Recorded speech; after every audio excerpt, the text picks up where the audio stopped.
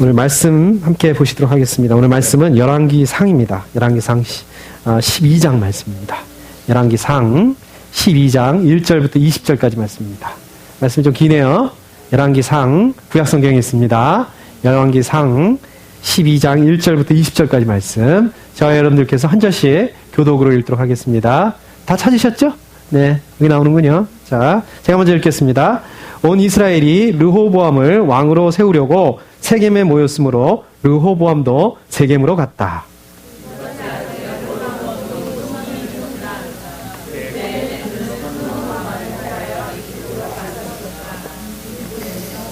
사람들이 여로보암을 불러내니 그가 이스라엘의 모든 회중과 함께 르호보암에게 가서 이렇게 말하였다.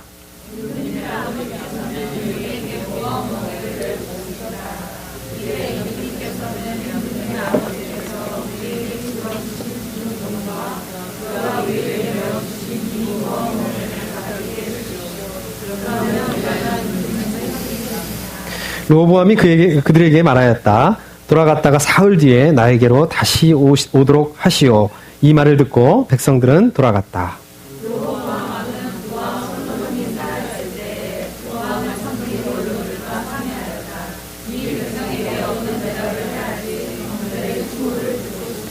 그들은 르호보암에게 이렇게 대답하였다. 임금님께서 이 백성의 종이 되셔서 그들을 섬기려고 하시면 또 그들이 요구한 것을 들어주시겠다고 좋은 말로 대답해 주시면 이 백성은 평생 임금님의 종이 될 것입니다.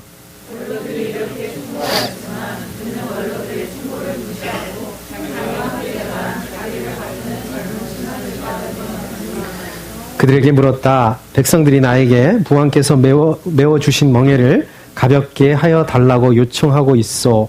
이 백성에게 내가 어떤 말로 대답해야 할지 그대들의 충고를 듣고 싶소.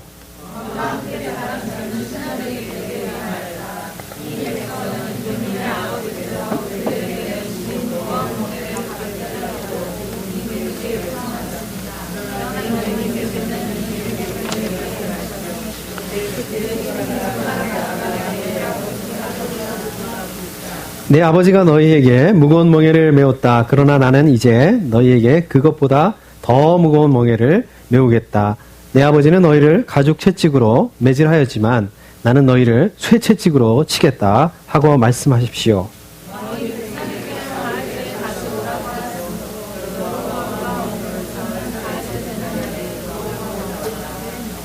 왕은 원로들의 충고는 무시하고 백성에게 가혹한 말로 대답하였다.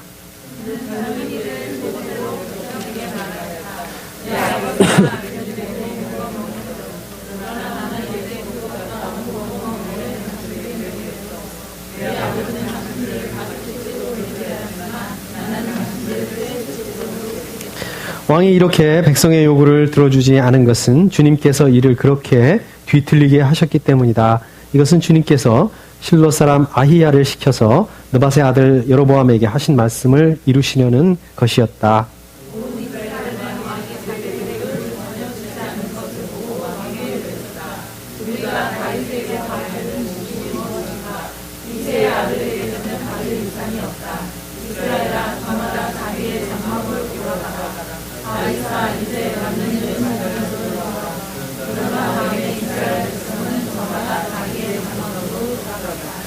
그러나 유다의 여러 성읍에 살고 있는 이스라엘 자손은 르호보암의 통치 아래에 남아 있었다.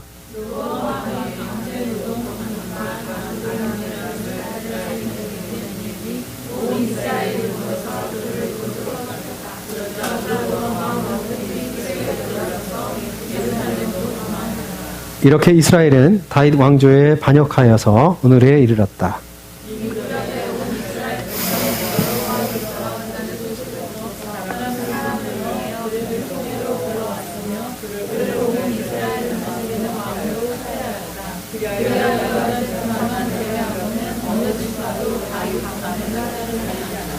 아멘. 감사합니다. 아우, 기네요, 오늘 말씀이.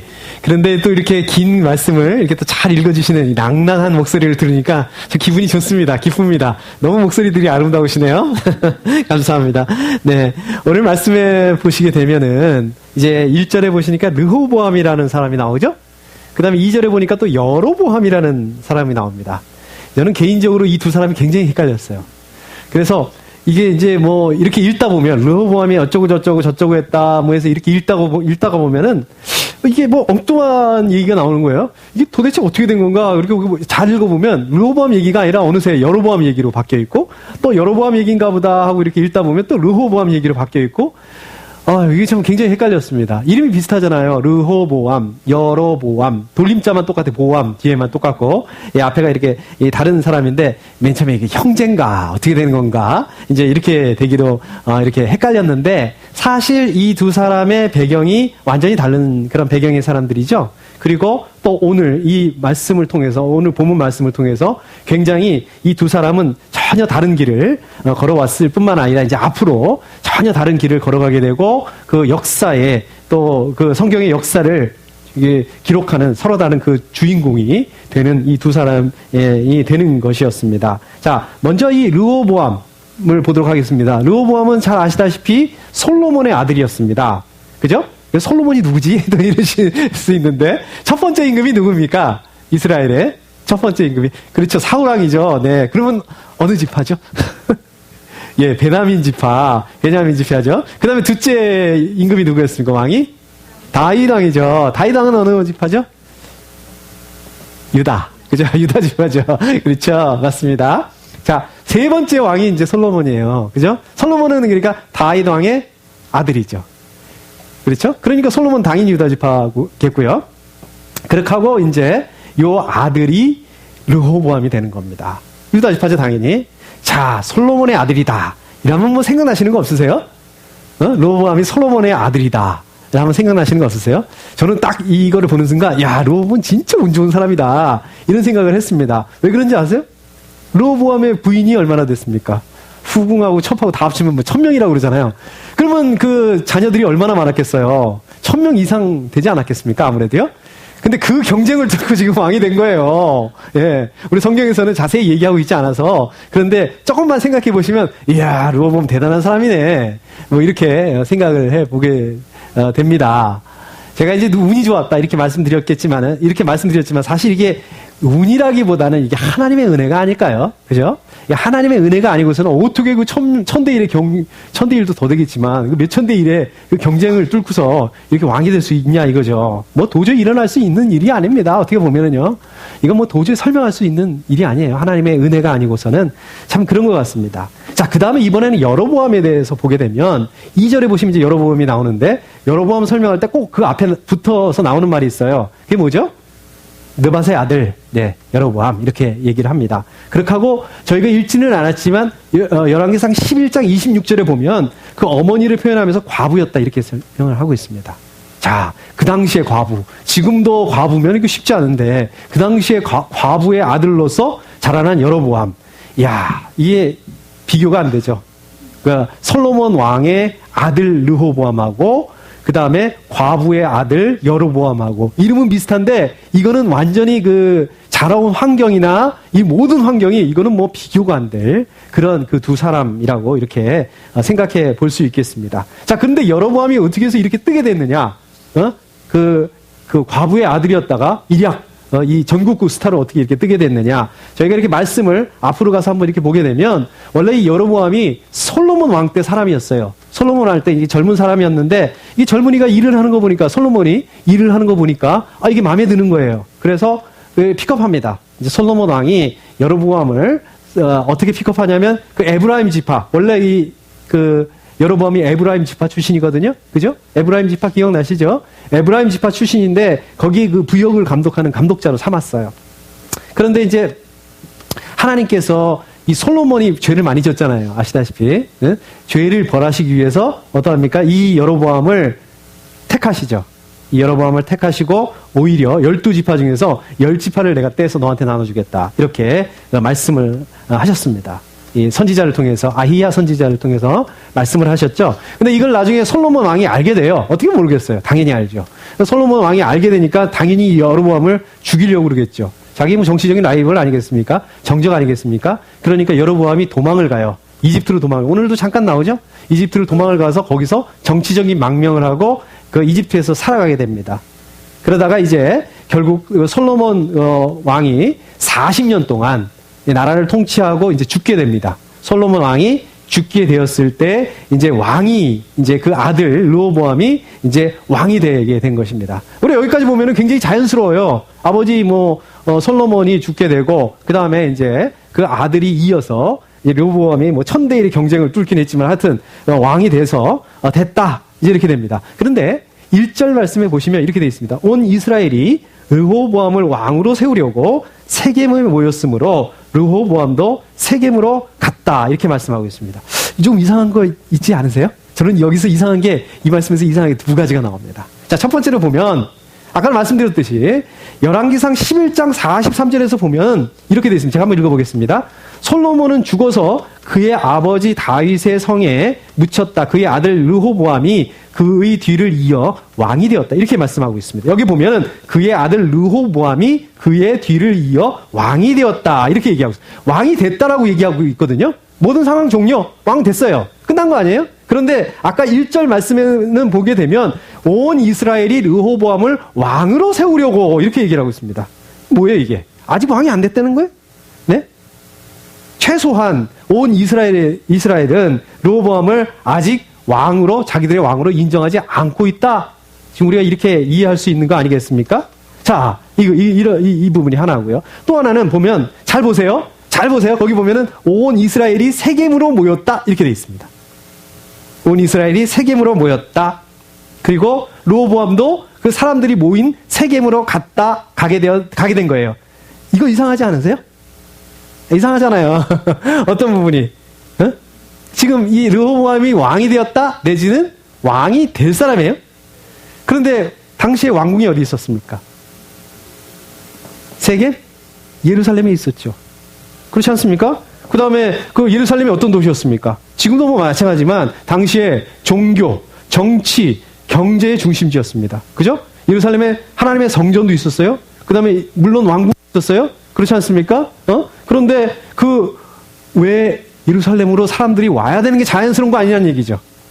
그죠? 그리고 왕을 세우는 얘기인데 왜 그 사람들이 오지 않고 그 사람들이 세겜으로 모여들었고 그것도 왕 내지는 왕이 될 사람이 오히려 거기까지 가야 되느냐? 세겜까지 가야 되느냐 하는 거죠. 그럼 세겜은 어디인가요? 우리 성경에 보면 세겜이라는 곳이 굉장히 많이 나옵니다. 일단 창세기에도 나오죠. 창세기에 그 아브라함 때 보면 아브라함이 저기 오잖아요. 그죠? 하란을 떠나서 이렇게 가나안으로 들어오지 않습니까? 가나안에 처음에 도착한 곳이 바로 세겜이에요. 거기서 하나님께 제사를 드린 곳이 세겜입니다. 그 다음에 또 언제 세겜이 나오죠? 야곱이 나옵니다. 그죠? 야곱이 형한테 거짓말했다가 도망을 가게 되잖아요. 그죠? 그래서 도망을 갔다 외갓집으로 도망갔다 20년 만에 다시 가나안으로 돌아오게 되죠. 가나안으로 들어와서 정착했던 곳, 하나님께 제사를 드렸던 곳, 여기도 바로 세겜입니다. 세겜은 그 당시에 이 북쪽에 있었고요. 당시 10개의 지파들이 그 지파들의 중심지와 같은 곳이 이 세겜이 되었습니다.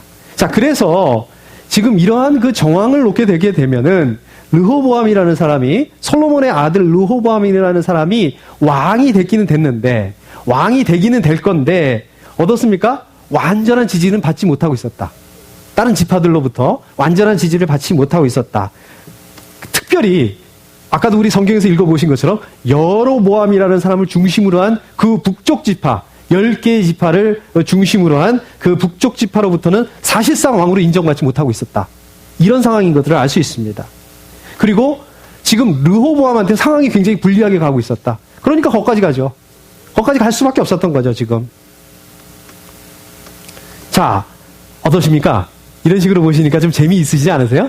예? 아, 성경도 재밌네? 좀 이런 생각 들지 않으십니까? 성경 재미있습니다. 우리가 이렇게, 성경의 이렇게 배경, 이런 것들 좀 이해하시고서 이렇게 보시면, 이거 흥미진진한 그 점이 많습니다. 마치 어떨 때는 저는 이 성경을 보면서, 야, 이거 드라마네, 사극이네, 이거 완전히 이거 영화네, 이런 생각들을 하면서, 많이 보게 됩니다. 우리 성경을 좀 많이 읽으시기 바랍니다. 이 구약 성경, 특히 이렇게 사무엘 상하, 열왕기 상하, 또 역대 상하 이런 부분들은 아주 재미있어요. 이렇게 읽어보시면은. 자, 계속해서 이제 4절 말씀 보시면 여로보암이 이렇게 얘기를 하죠. 그 사람들을 대표해서 임금님의 아버지께서는 우리에게 무거운 멍에를 메우셨습니다. 이제 임금님께서는 임금님의 아버지께서 우리에게 지워주신 중노동과 그가 우리에게 메워주신 이 무거운 멍에를 가볍게 해주십시오. 그러면 우리가 임금님을 섬기겠습니다. 이렇게 말하고 있습니다. 여기서 임금님의 아버지는 누구죠? 당연히 솔로몬이죠. 네. 근데 계속해서 보면은, 우리에게 무거운 멍에를 메우셨습니다. 임금님의 아버지, 그러니까 솔로몬이 무거운 멍에를 메워줬다는 얘기잖아요. 이게 무슨 말씀입니까? 아시다시피 솔로몬에는 국책 사업이 많았어요. 그죠? 요즘 말로 국책 사업이 많았습니다. 어떤 일들이 있었습니까? 하나님의 성전, 그렇죠? 우리들이 그 솔로몬 성전이라고 잘 알고 있는 하나님의 성전을 건축을 했고요. 또 어떤 것들을 건축했습니까? 왕궁을 건축했고요. 솔로몬 왕궁이요. 굉장히 그냥 오랫동안 건축을 했지 않습니까? 하다못해 왕비를 위한 그 궁전도 짓지 않았습니까? 그것들을 위해서 어떻게 했을까요? 많은 노동력을 총동원했겠죠. 백성들에게. 또 어떻게 했겠습니까? 뿐만 아니라, 그렇죠. 세금, 막대한 세금을 또 부담시키지 않았겠습니까? 그래서 이것들, 막대한 그 노동력, 세금, 이런 것들을 무거운 멍에다. 라고 이렇게 오늘 말씀하고 있습니다. 그래서 그 르호보암한테 어떻게 협상하고 있는가, 어떻게 얘기하고 있는가요? 이렇게 더 이상 이런 부담을 좀 주지 말아라. 이런 부담에서 좀 이제는 자유롭게 해달라. 그렇게 하면 우리가 당신을 왕으로 인정하겠다. 왕으로 섬기겠다. 이제 이렇게 협상을 했어요. 이렇게 요구 조건을 내세웠어요. 그랬더니 이제 르호보암이 3일간 말미를 달라고 이렇게 얘기를 하죠. 그렇게 해서 이제 먼저 자기 아버지 솔로몬 왕 때 신하였던 그 원로 신하들에게 조언을 구합니다. 그러니까 7절에 보면 이 원로 신하들이 이렇게 대답을 하죠. 임금님께서 이 백성의 종이 되셔서 그들을 섬기려고 하시면 또 그들이 요구한 것을 들어주시겠다고 좋은 말로 대답해 주시면 이 백성은 평생 임금님의 종이 될 것입니다. 이렇게 얘기를 하고 있습니다. 그러니까 이 원로들은 당시에 이 백성들이 그 노동력 제공하는 것들, 그러니까 끌려가서 그 중노동한 것들, 또 막대한 세금을 냈던 것들, 이런 것들 때문에 이 불만이 얼마나 있었는가를 잘 알고 있었죠. 그렇죠? 그 다음에 오히려 이러한 그 백성들을 잘 회유해가지고, 회유책을 써가지고, 이렇게 백성들로부터 오히려 충성을, 또 그 충성을 끌어들일 수 있다. 확보할 수 있고, 그 다음에 그 지파들, 그 다른 지파들도 같이 연합을 할 수 있게 이렇게 좀 회유책으로 같이 얘기를 해줘라. 이제 이렇게 조언을 했습니다. 근데 아마 이 젊은 임금, 이제 막 왕이 되는 이 르호보암한테는 이 대답이 시원치 않았던 것 같아요. 마음에 들지 않았던 것 같아요. 그래가지고 이제 젊은 신하들을 찾아가게 됐습니다. 젊은 신하들한테도 똑같은 질문을 하죠. 그랬더니 이제 젊은 신하들이 이렇게 얘기를 합니다. 10절과 11절을 보니까 이 백성은 임금님의 아버지께서 그들에게 메우신 무거운 멍에를 가볍게 해달라고 임금님께 요청하였습니다. 그러나 임금님께서는 이 백성에게 이렇게 말씀하십시오. 내 새끼손가락 하나가 내 아버지의 허리보다 굵다. 내 아버지가 너희에게 무거운 멍에를 메웠다. 그러나 나는 이제 너희에게 그보다 더 무거운 멍에를 메우겠다. 내 아버지는 너희를 가죽 채찍으로 매질하였지만 나는 너희를 쇠 채찍으로 치겠다 하고 말씀하십시오. 이 완전히 그 원로들하고는 이제 반대의 그런 조언을, 그런 대답을 했던 것이었습니다. 그러니까 지금 이 젊은 신하들은 어떻습니까? 이 백성들의 이 고통, 백성들의 어려움, 이런 것들은 뭐 관심이 없었던 거예요. 이런 것들은 그냥 바라보지 않았던 거예요. 이 백성들에 대해서 아랑곳하지 않았다는 것입니다. 오히려 더 가혹하게 해야 된다. 그 기존의 아버지의 그 정책을 더 가혹하게 시행을 해야 된다. 이렇게 말씀드린 거죠. 다시 말씀드리자면 이 사람들이 얼마나 아나무인적이었나.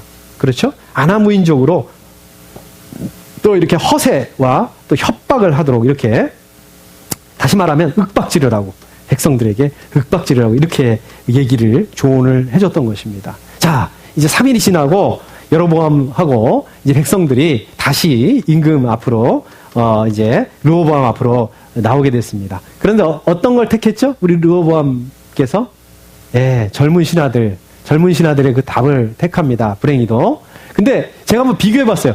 진짜 똑같이 토시 하나 안 틀리고. 제가 한번 읽어보겠습니다. 다시 한번. 내 아버지가 당신들에게 무거운 멍에를 메웠소. 그러나 나는 이제 그것보다 더 무거운 멍에를 당신들에게 메우겠소.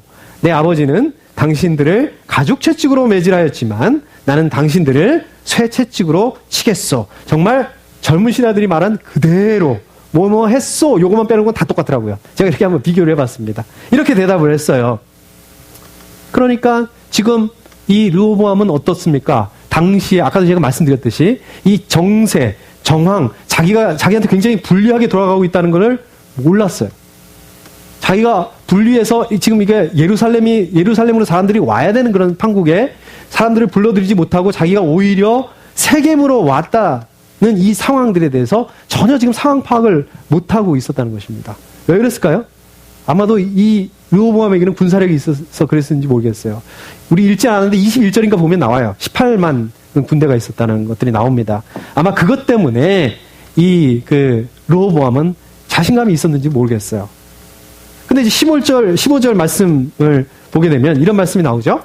왕이 이렇게 백성의 요구를 들어주지 않은 것은 주님께서 이를 그렇게 뒤틀리게 하셨기 때문이다. 이렇게 말씀하고 있습니다. 이게 도대체 무슨 말씀인가요? 우리 성경에 보면 이런 말씀들이 많이 나오잖아요. 하나님께서 바로의 마음을 강팍하게 만들어서 이게 어떻게 되는 거예요? 지금 여기도 보면은 어떻습니까? 지금 르호보암이 지금 고집 부리고 있잖아요. 상황 파악 못하고 있잖아요. 그래서 백성들의 그 요구들을 들어주지 않고 있지 않습니까? 근데 사실은 하나님께서 그렇게 뒤틀려서 이를 꼬이게 하셔서 그렇게 하셨다는 거 아니겠습니까? 그러니까 하나님께서 르호보암을 조종해가지고 뒤에서 이렇게 조종하셔서 이를 이직령으로 만들었다. 모든 책임이 하나님에게 있다. 이런 말씀인가요? 이건 아닌 것 같은데 어떻게 이거를 해석을 해야 될까? 도대체 이것들에 대해서 이런 부분들에 대해서 우리가 어떻게 이해를 해야 될까? 참 난감합니다. 이런 말씀들이 나오게 되면은. 근데 사실은 이게 이렇게 보셔야 됩니다. 모든 일들이라는 게 하나님 안에서 일어나는 게 사실이죠. 맞죠? 하나님의 섭리 안에 있습니다. 그런데 이 하나님의 섭리 안에서, 하나님 안에서 일어난다는 것이 마치 하나님이 이 로봇을 말이에요. 조종할 때 리모컨으로 이렇게 눌러서 이렇게 하나하나 디테일하게 조종하시듯이 그래서 그 르호보암이 어쩔 수 없이 빠져나갈 수 없이 외통수에 걸려가지고 어쩔 수 없이 그렇게 했다는 게 아닙니다. 그러니까 르호보암을 하나님께서 막 조종하셔가지고 르호보암을 함정에 빠뜨려서 르호보암이 이렇게 대답할 수밖에 없어 만들었다는 이런 말씀이 아닙니다. 자, 차라리 이렇게 보셔야 됩니다. 그러니까 르호보암을 적극적으로 막지 않으셨다. 르호보암이 그렇게 멍청한 짓을 하는 거에 대해서 하나님 확 막아버리셨으면 그냥 그렇게 못했을 텐데 그렇게 안 하셨다. 그냥 내버려 두셨다. 어떻게 보면 사실 이게 더 무서운 겁니다. 우리가 그래요. 어떨 때 그냥 조금 이렇게 잘못하고 조금 이렇게 세상적으로 이렇게 죄를 짓고 이거 괜찮네. 이래도 괜찮네. 그냥 이러면 안 되는 줄 알았는데 조금 이렇게 남을 속이니까 좀 이게 죄를 짓는데 이게 넘어가네. 야, 하나님 이거 괜찮은가 보다. 인정해 주시나 보다. 하나님 안 계신가 보다. 이게 더 문제라는 거예요. 이렇게 되면 이게 더 문제라는 거예요. 차라리 그냥 그럴지 못할 상황으로 막아버리시는 게 이게 더 낫다는 거예요. 어떤 면에 있을 때는. 자, 예를 들어서 누구죠? 요나요. 예. 니느웨로 가라고 했는데 요나가 니느웨로 안 갔잖아요. 그죠? 다시스로 가지 않습니까? 그러니까 하나님이 어떻게 적극적으로 개입하시면 막으시는데 어떻습니까? 배에 그냥 풍랑이 일게 해가지고 요나를 바닷물에 빠뜨리고 또 그것도 큰 물고기를 준비하셨다가 요나를 다시 니느웨로 돌려보내시잖아요. 하나님이. 그러니까 맘만 먹으시면 이렇게도 하실 수 있는 분이라는 거예요. 그런데 지금 여기서 보시면 하나님이 적극적으로 하셨으면 요나만큼이나 르호보암도 절대로 그렇게 할 수가 없었는데 그냥 내버려 두셨다는 거예요. 르호보암이 그렇게 할 때까지 적극적으로 안 망가 두셨다는 것입니다. 이거를 어떻게 표현하고 있냐면 주님께서 이를 그렇게 뒤틀리게 하셨기 때문이다. 이 말씀을 지금 이렇게 표현하고 있는 것입니다. 자, 그래서 르호보암이 이렇게 대답을 하니까 백성들이 실망을 금할 수가 없었습니다. 그래서 뭐라고 얘기를 하고 있냐면 우리가 다윗에게서 받을 몫이 무엇인가? 이새의 아들에게서는 받을 유산이 없다. 이스라엘아 저마다 자기의 장막으로 돌아가라. 다윗아 이제 너는 네 집안이나 돌보아라. 이렇게 얘기를 하고 있습니다. 그렇게 얘기를 하고 자기들 집으로 장막으로 이제 돌아가게 되었습니다. 결국 이 르호보암의 고집 때문에 협상이 깨져버리죠. 그 다음에 이스라엘 왕국이 분열하게 되는 일이 일어나게 됩니다. 우리 어떨 때는 이스라엘이라고 표현을 할 때 통일 왕국 이스라엘을 설명하기도 하고요. 그냥 하나님의 백성을 얘기를 할 때 이스라엘이라고 하기도 하고요. 이 말을 좀 애매하게 쓰죠. 그죠? 북왕국을 따로 뗐을 때도 또 이스라엘이라고 이렇게 얘기를 하고 있습니다. 그래서 저희가 헷갈리기는 하는데 결국 이 일로 인해서 이제 북왕국 이스라엘, 남왕국 유다 왕조로 이렇게 나눠지게 되는 그러한 그 역사적인 순간의 그 말씀인 것입니다. 제가 다시 한번 읽어볼게요. 이 사람들이 외쳤던 거, 우리가 다윗에게서 받을 몫이 무엇인가? 이새의 아들에게서는 받을 유산이 없다. 이스라엘아, 저마다 자기의 장막으로 돌아가라. 다윗아, 이제 너는 네 집안이나 돌보아라. 이거는 어떻습니까? 사실상 반 다윗에 대한 그 슬로건이었습니다. 유다 왕가에 대한 거부의 표현이었어요. 르호보암뿐만 아니라 이제 유다 지파, 아까도 말씀드렸죠? 처음에만 베냐민 지파이고 그 다음에 계속 유다 지파로 이어지던 이 유다 지파에 대한 결별을 의미하고 있는 것입니다. 더 이상 이 10개의 지파는, 북쪽의 10개의 지파는 유다 지파와 같이 가지 않겠다. 결별을 선언하고 있는 것이었습니다. 그죠? 이제 넘을 수 없는 강을, 돌아올 수 없는 강을 이제 건너오게 되는 것이었습니다. 이제 그렇게 됐음에도 불구하고 르호보암은요, 아직도 상황 판단을 못하고 있어요. 그래서 어떻게 합니까? 그 다음에 1절을 어떻게 합니까? 그 아도니람이라는 사람을 보내죠. 노동감독관으로 아도니람이라는 사람을 그 북쪽 그 10개 지파에 있는 지역으로 보냅니다.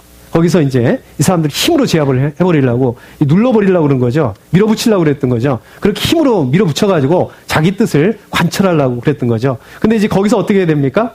아주 이것을 비웃기라도 하듯이 이 그 감독관을, 그 아도니라는 사람을 돌로 쳐 죽이죠. 이 북쪽 지파 사람들이. 자, 이제 이렇게 되었을 때 어떻습니까? 이제서야 그 르호보암 왕이 현실을 파악을 하게 됩니다. 현실을 알게 됐어요. 그래서 이제 급하게 예루살렘으로 피신하게 됐습니다. 도망가게 됐습니다. 결국은 이제 그 북쪽 10개의 지파는요, 여로보암이죠. 이제 르호보암이 아니라 여로보암을 왕으로 추대를 하게 되고요. 드디어 이제 북왕국 이스라엘이 탄생하는 그런 그 순간이 되었습니다. 여러분, 오늘 이 말씀을 통해서, 오늘 본문 말씀을 통해서 르호보암이라는 사람을 보게 되는데, 르호보암의 인물을 보면서 오늘 말씀을 통해서 이 르호보암의 가장 큰 문제가 뭐라고 생각하십니까? 르호보암은 어떤 문제를 가지고 있었다고 생각을 하십니까? 르호보암이 왜 이렇게 잘못된 선택을 하게 됐을까요? 그래서 이렇게 비운의 주인공이 됐을까요? 제가 보기에 이 르호보암의 가장 큰 문제는 이 아버지 솔로몬의 문제를 하나님께서 지적하셨을 때, 그죠? 결국은 여로보암이나 그 10지파 사람들을 통해서 지적했을 때 하나님의 말씀을 듣지 않았다는 것이 있습니다. 하나님의 말씀을 듣지 않고, 그리고 그 오히려 어떻습니까? 자기 생각을 가지고 자기 생각을 관철시키기 위해서 밀어붙였다는데, 거기에 가장 큰 그 문제가 있었던 것들을 보게 됩니다. 그 원로들, 또 우리 젊은 신하들, 이 조언에 대답을 하는 것들을 통해서, 르호보암은 말이에요. 어떤 게 하나님의 말씀인지, 어떤 그 대답이 하나님으로부터 온 것인지, 어떤 것이 세상의 가치인지, 이런 것들을 분별하고 판단했어야 되는데, 르호보암은 이런 분별력을 완전히 잃어버린 그런 상태의 그 모습들을 보게 됩니다. 사실 어떻습니까? 아까 말씀드렸던 그 원로 신하들, 그러니까 솔로몬 왕 때 함께 솔로몬 왕과 그 정치했던 그 원로들, 신하들은 어떻습니까? 이 백성들이, 솔로몬이 이 백성들의 그 대규모로 그 노동력을, 인원을 동원을 해가지고 또 그 세금을, 엄청난 그 막대한 세금을 그 매기는 바람에 얼마나 힘들어했다는 것들을 알았다는 거죠. 이 원로들은요. 솔로몬의 그 잘못된 그런 부분들을 알았다는 거죠. 그리고 이렇게 무리한 역사들을 통해서, 이 무리한 그런 공사들을 통해서 이 북쪽 지파들이 흔들리고 있었다는 거, 이 북쪽 지파 사람들의 그 마음들이 흔들리고 있었다는 것들을 사실은 이 원로들은 봤다는 거예요. 봐왔다는 거예요. 솔로몬 때부터. 그리고 이 원로들은 이 솔로몬의 그 잘못된, 그 실수한 그런 부분들을, 이것이 하나님의 뜻이 아니라는 것에 대해서 이 사람들은 알고 있었다는 것입니다. 그래서 부담을 낮춰줘야 된다, 이렇게 대답을 했다는 것입니다. 그런데 반면에 좀 어떻게 보면은 이것이 하나님의 그 공평과 하나님의 공의가 아닌가 생각을 합니다. 그러니까 르호보암은 하나님의 이 공평과 하나님의 공의를 자기가 그 자리에서 사용을 했어야 되는데 그것을 생각하지 못했다는 거예요. 그걸 판단하지 못했다는 것입니다. 반면에 우리 젊은 신하들을 보면 어떻습니까? 이제 이 젊은 신하들이 르호보암이라는 왕과 함께 신흥 세력이 됐어요. 자신들이 정권을 잡게 됐습니다. 그죠? 자기들이 힘을 갖게 됐습니다. 전혀 상황을 파악하지 못하고 있어요. 백성들이 지금 어떤 마음을 가지고 있는지, 어떻게 돌아가고 있는지, 오히려 이 백성들을 무시하고 오히려 이 왕권을 강화함으로 말미암아서 이것을 힘으로 밀어붙여서 젊은 혈기로 밀어붙여서 그 왕의 뜻, 자기들의 뜻을 이렇게 좀 가지려고 하고 그것으로 통치하려고 하는 그런 생각들을 가졌다는, 그런 욕심들을 가졌다는 것입니다. 요즘에 정치가들 보면 그렇지 않으세요? 이런 그 젊은 신하들 같아요. 요즘에 그 종교 또 그 경제 그 지도자들 보면 꼭 우리 지금 이 젊은 신하들의 그 모습을 보는 것 같습니다. 그런데 이 잘못된 선택을 하는 게 뭐 세상의 정치가들 뿐입니까? 사실 어떻습니까? 우리도 마찬가지 아니겠습니까? 우리의 모습 아니겠습니까? 우리도 삶의 현장 가운데서 하나님의 말씀을 우리가 듣지 않는다면, 내가 더 이상 하나님의 말씀을 듣지 않겠다 이런 결정을 한다면, 우리가 그 말씀의 근거에서 우리가 무엇을 잘못했는지, 무슨 실수를 했는지 이런 것들을 바라보지 않는다면, 우리 그 사건의 본질을 바라보지 않는다면, 마치 르호보암이 지금 정황이 어떻게 돌아가고 있는지, 자기한테 유리한지 불리한지 이것도 모르고 천둥벌거숭이처럼 했던 것처럼 그렇게 하지 않는다면, 우리의 생각만으로 밀어붙인다면 우리는 어떻습니까? 우리 주변에 좋은 조언을 해줌에도 불구하고, 좋은 이야기를 해줌에도 불구하고 우리가 그거를 들을 수가 없다라는 것입니다. 결국 우리는 잘못된 선택을 할 수밖에 없다라는 것입니다. 그래서 결국은 이렇게 오늘 말씀처럼 감당할 수 없는 엄청난 결과를 가지고 오는 그런 그 원인 제공을 한다는 것입니다. 결국은 우리가 하나님의 말씀에 순종할 때 올바른 선택을 할 수 있다는 것입니다. 마찬가지입니다.